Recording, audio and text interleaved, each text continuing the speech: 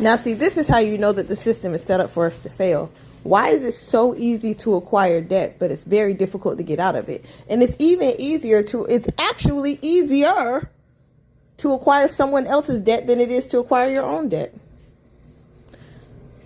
When you are 18 years old, you can go out here and put something in your name, except a house. You can't put a house in your name. You can't put a car in your name very easily, but you can go and get lines of credit.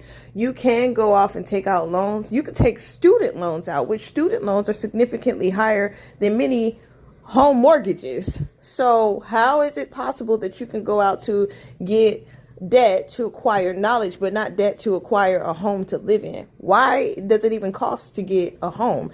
I can see if there were like maybe base types of homes where it was just these are your four walls and this is your toilet and your kitchen, and that's what you get, basic. If you want more, you need to go off and get a loan. That totally makes sense. But in order to acquire any kind of living condition, you have to be able to use your credit. Well, that's ridiculous, because what if you don't want to use credit? Well, you're forced to use it. Because again, credit is essential to this structure that we currently live in. But it's not the credit per se, it's the debt. Credit is, yes, important, but debt is so much more important, because they make more off of you defaulting on a credit obligation or responsibility than they do with you actually meeting the responsibility. So then they got to add in extra things like a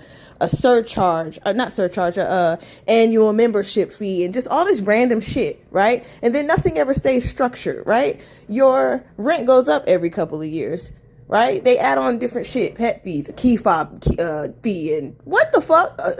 Garbage disposal fee. What? Right? But mind you, let your great not so great die, and they want to leave money to you. Do you know the work that you have to go through just to get that money in your possession? Do you know the work that person has to go through to leave the money to you? They can't just go to the bank, take a cashier's check out, and then come to you and put the money in your hand. Because the government's like, no, we need to be able to track all your money because it's our money. And it's our money because we printed it and we gave it to you. What the fuck? The way that this current system is structured, it's falling apart because it was never meant to work. It was never meant for the people. It was meant for some people, not the people, okay? And the people that it's meant for ain't even people. They don't be people in, okay? They cold-blooded, if you get what I'm saying. But what do I know?